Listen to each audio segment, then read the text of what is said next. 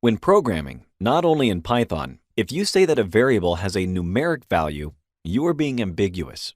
The reason is that numbers can be integers or floating points, also called floats, for instance. Integers are positive or negative whole numbers without a decimal point. Let's create x1 and bind it to the value of 5. Now, x1 is an integer. Do you agree? A specific function in Python can prove this is correct. It is called type. Within the brackets, we must place the name of the variable whose type of value we want to verify. So in this case, I'll type x1. OK. Shift plus Enter, and the result we obtained is int, which indicates the value is an integer. The type function can also be applied directly to a value instead of a variable. For instance, if I write type, open parentheses, -6, close parentheses, Python will correctly point out that -6 is an integer. Good. Now, let's assign the value of 4.75 to a new variable, x2. I would like to check its type.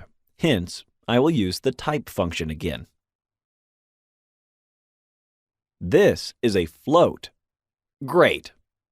Floating points, or as you'll more frequently hear, floats, are real numbers. Hence, they have a decimal point.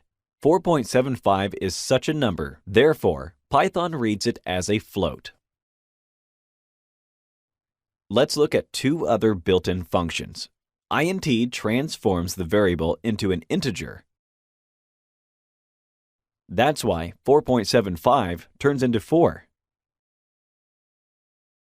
Float, instead, will add a decimal point to the integer value and will turn it into a float. Not all variables should assume numeric values. An example of such type of values is the Boolean type.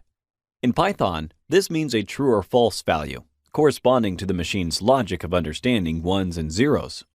On or off, right or wrong, true or false.